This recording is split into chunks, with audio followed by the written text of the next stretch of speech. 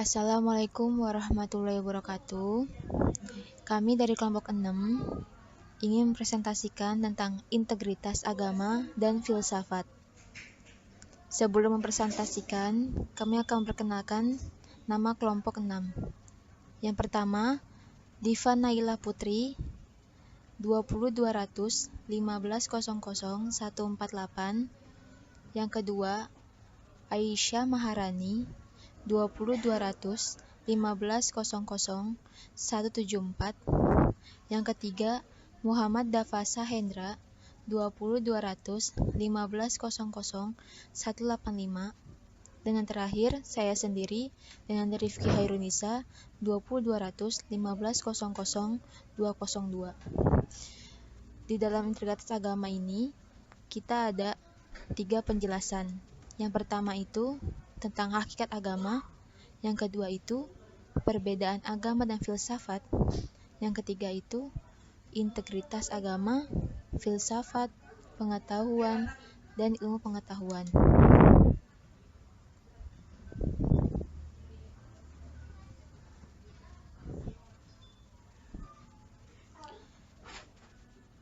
Sebelum Hindu, Buddha, Islam masuk ke Nusantara, orang Jawa kuno mempunyai sebuah kepercayaan yang bernama Kapitayan. Orang-orang Jawa kuno beribadah dengan melakukan ritual di sebuah tempat yang disebut dengan Sanggar Pamujan atau Sanggar Pemujaan, di mana tempat atau sanggar itu adalah tempat yang dikeramatkan. Ketika ulama Persia datang ke Gunung Tidar dan berdiskusi dengan Sabda Palon atau versi lain, Sabda Palon mengajukan 4 syarat yang wajib dipenuhi oleh ulama Persia dalam menyebarkan agama Islam, yaitu yang pertama, tidak ada paksaan bagi Jawa untuk memeluk Islam. Yang kedua, tempat ibadah harus memiliki identitas atau simbol agamanya masing-masing, termasuk Hindu, Buddha, atau Islam. Yang ketiga itu, ketika mendirikan kerajaan Islam, harus ada raja dan ratunya. Yang keempat terakhir, Islam boleh dikembangkan ke Nusantara, tapi tidak boleh hilang kejawaannya. Hakikat agama. Agama pada hakikatnya adalah sebuah aturan, undang, membedakan mana yang baik dan mana yang benar, memberikan batasan, menuntun kehidupan umat manusia agar sesuai dengan titah, sesuai dengan hakikat manusia itu sendiri, terutama dalam urusan sosial atau kemanusiaan. Apapun agamanya, kita harus saling menghargai dan menjadikan hal itu sebagai urusan individu. Ilmu dan pengetahuan. Ilmu adalah pengetahuan yang pasti, sistematis, metodik, ilmiah, dan mencakup kebenaran umum mengenai objek studi. Sedangkan pengetahuan adalah sesuatu yang menjelaskan tentang adanya sesuatu, hal yang diperoleh secara biasa atau sehari-hari, melalui pengamalan atau empiris, kesadaran atau intuisi, informasi, dan sebagainya. Pengetahuan dimulai dengan rasa ingin tahu, dan merupakan hasil proses dari usaha manusia. Dilihat dari proses dan latar belakangnya, dari filsafat dan syariat itu sendiri, syariat adalah ajaran langsung dari Tuhan dengan doktrin-doktrin agama yang sifatnya hukum. Selanjutnya, hubungan ilmu dan agama. Persoalan hubungan antara ilmu dan agama muncul pertama kali di Barat pada abad pertengahan, ketika terjadi pertentangan pendapat antara ilmu dan agamawan gereja tentang pusat alam semesta. Sikap. Problem epistemologi yang kemudian berkembang hingga saat ini adalah terkait dengan diterima atau tidaknya agama sebagai sumber ilmu.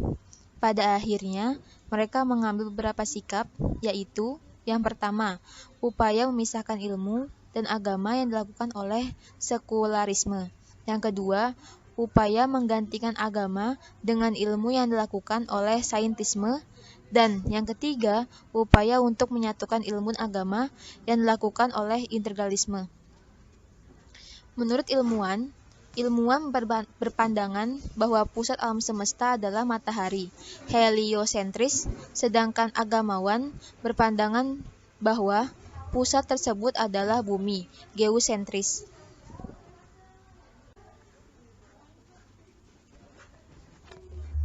Selanjutnya, perspektif. Problem epistemologis tersebut kemudian memicu penelitian dengan beberapa pertanyaan. Ontologis. Apa hakikat yang ada itu bersifat material atau imaterial? Persoalan ini berimplikasi pada pertanyaan tentang keberadaan Tuhan. Yang kedua itu aksiologis. Pertanyaannya, apakah ilmu bebas nilai atau tidak? Jawabannya, mengingat begitu banyak problem alam dan kemanusiaan yang diakibatkan dari berkembangnya ilmu dan teknologi tersebut. Penelitian ini menjawab dua pertanyaan pokok, yaitu bagaimana hubungan antara ilmu dan agama dan bagaimana konsep integrasi ilmu dan agama dalam perspektif filsafat. Yang pertama, ilmu dan agama memiliki beberapa tipe, yaitu kompleks, independen, dialog, dan integrasi. Yang kedua itu konsep integrasi ilmu dan agama dalam perspektif filsafat merupakan integrasi filosofis yang dibangun di atas ontologi, epistemologi, dan aksiologi, dan saling bergantung satu sama lain.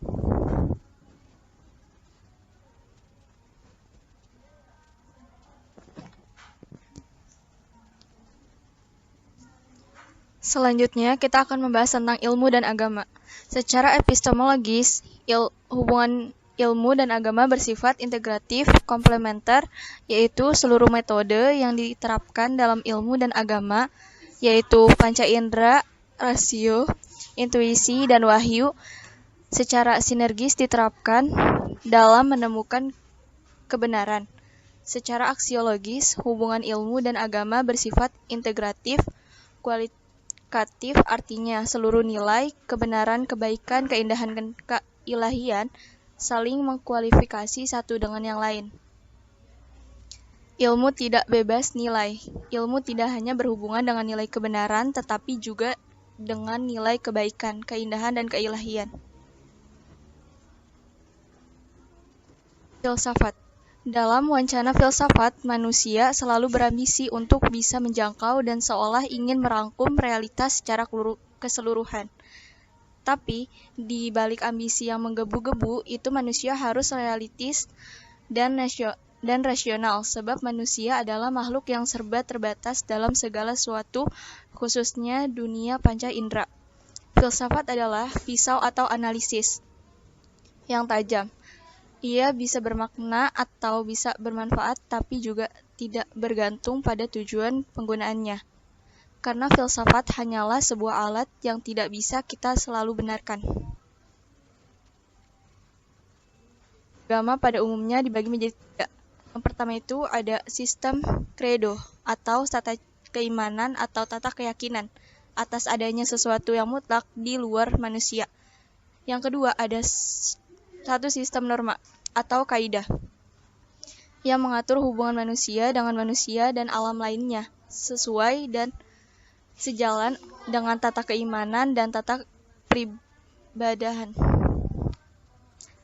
Yang selanjutnya, yang ketiga, satu sistem ritus atau tata peribadatan manusia kepada yang dianggapnya mutlak itu.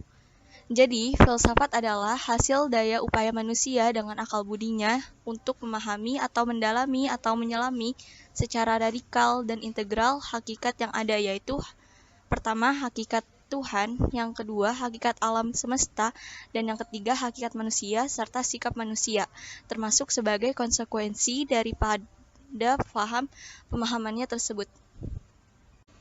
Selanjutnya, kita akan membahas tentang perbedaan agama dan filsafat.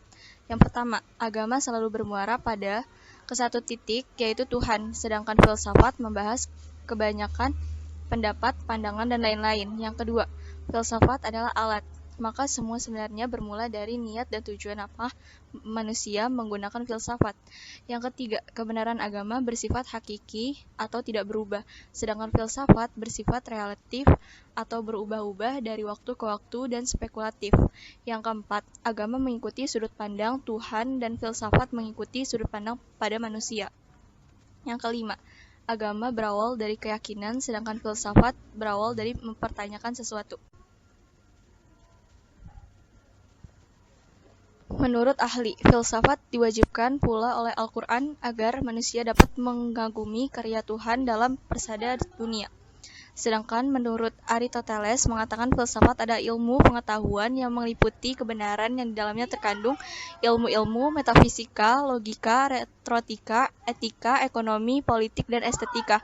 Hal yang menyebabkan manusia berfilsafat karena dirangsang oleh ketakjuban, ketidakpuasan, hasrat bertanya, dan keraguan kejadian atau peristiwa-peristiwa yang dialami manusia dalam kehidupannya. Selanjutnya akan dibahas oleh Aisyah.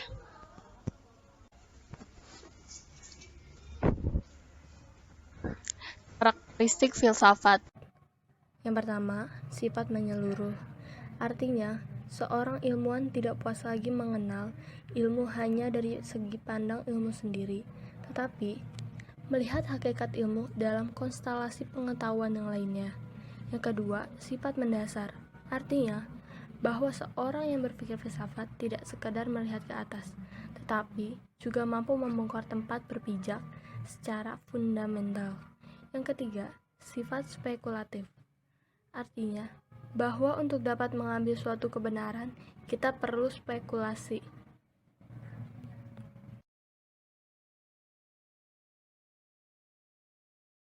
Lahirnya filsafat pendidikan Islam. Filsafat pendidikan Islam dari sisi materinya telah lahir jauh hari sebelum kelahiran filsafat. Jika filsafat pendidikan menurut Muhammad Labib al-Najihi lahir pada abad ke-20, maka filsafat pendidikan Islam telah lahir pada abad ke-3 Hijriah atau abad ke-9 Masehi.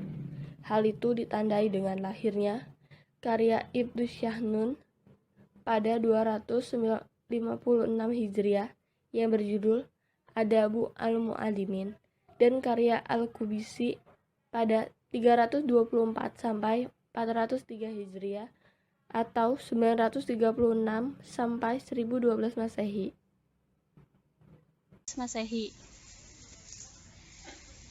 Filsafat pendidikan Islam.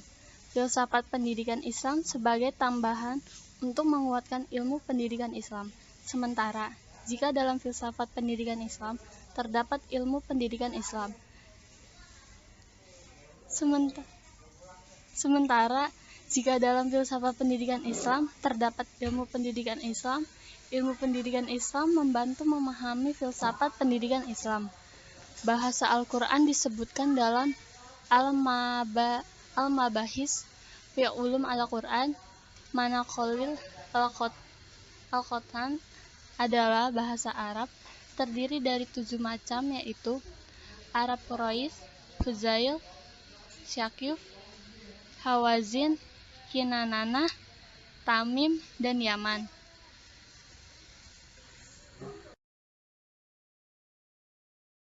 Apakah filsafat itu sebagai ilmu pengetahuan dan bagaimana bentuk dan sifatnya? Kebenaran filsafat itu dapat diukur menurut kondisi yang pasti dimiliki oleh ilmu pengetahuan pada umumnya, yang meliputi objek atau sasaran studi, metode atau cara jalani studi, sistem atau cara-cara kerja sebagai penunjang jalannya metode, dan kebenaran ilmiah atau objek dan dapat diukur baik secara rasional maupun empiris. Fakta yang belum ditafsirkan jadi bersifat murni disebut data. Data inilah yang dihimpun oleh riset atau data eksperimen. Sedangkan pelukisan, penjelasan, dan kesimpulannya jadi tugas pikiran riset dan eksperimen adalah kerja tangan. Berpikir adalah kerja otak. Karena itu, ilmu merupakan hasil kerjasama otak dan tangan. Pengetahuan hasil dari kerja panca indera, sedangkan filsafat hasil dari kerja berpikir saja.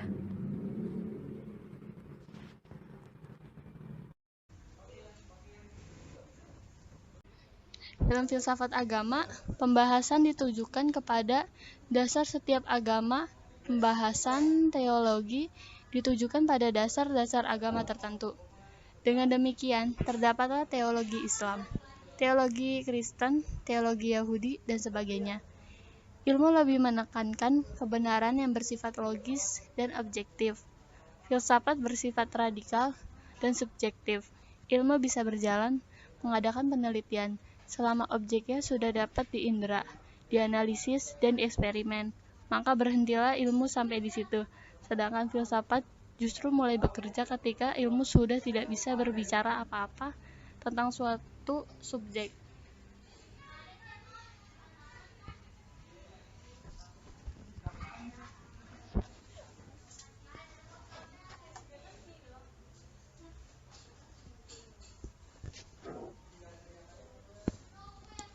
Perbedaan lain antara agama dan filsafat, yaitu agama banyak berhubungan dengan hati, sedangkan filsafat banyak hubungannya dengan pikiran yang dingin dan tenang. Yang pertama, filsafat menyelidiki, yaitu memikirkan seluruh alam kenyataan dan menyelidiki bagaimana hubungan kenyataan satu sama lain. Yang kedua, filsafat tidak saja menyelidiki tentang sebab, akibat, tetapi menyelidiki hakikatnya sekaligus. Yang ketiga, dalam pembahasannya, filsafat menjawab apa ia sebenarnya, dari mana asalnya, dan hendak kemana perginya. Yang keempat, ilmu dan filsafat dari ra'yu. Yang kelima, agama dari wahyu. Yang keenam, ilmu mengetahui mencari kebenaran dengan jalan penyelidikan, research, pengalaman empiris, dan percobaan eksperimen sebagai batu ujian. Yang ketujuh, kebenaran ilmu pengetahuan adalah kebenaran positif, kebenaran filsafat adalah kebenaran spekulatif. Yang kedelapan, sedangkan kebenaran agama filsafat mutlak atau absolut, karena agama adalah wahyu yang diturunkan Allah. Yang kesembilan, baik ilmu maupun filsafat dimulai dengan sikap sangsi dan tidak percaya, sedangkan agama dimulai dengan sikap percaya atau iman.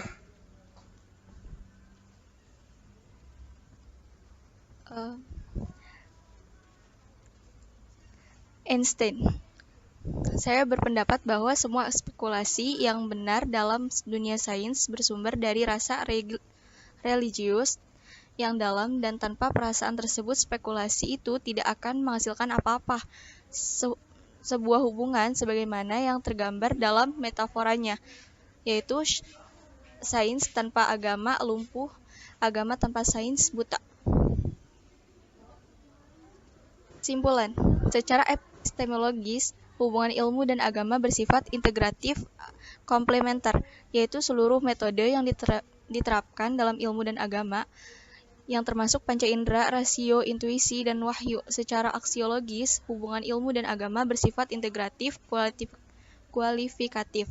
Artinya, seluruh nilai, yaitu yang termasuk dalam kebenaran, kebaikan, keindahan, dan keilahian, saling mengkualifikasi satu sama lain. Agama pada hakikatnya adalah sebuah aturan, undangan, membedakan mana yang baik dan mana yang benar, memberikan batasan, menuntut kehidupan umat manusia agar sesuai dengan titah, sesuai dengan hakikat manusia itu sendiri, terutama dalam urusan sosial atau kemanusiaan.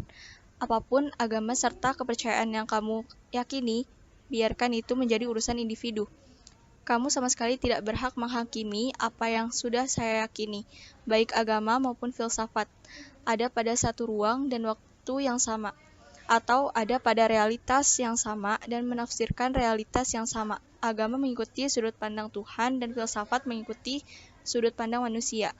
Sekali lagi, filsafat adalah pisau atau analisis yang tajam.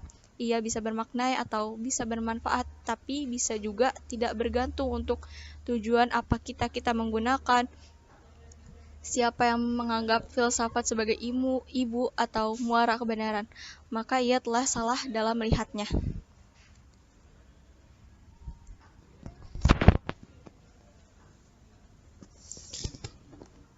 Sekian presentasi dari kelompok 6. Jika ada kata-kata yang salah atau kalimat yang salah, Mohon dimaafkan. Wabillahi taufiq wal hidayah. Wassalamualaikum warahmatullahi wabarakatuh.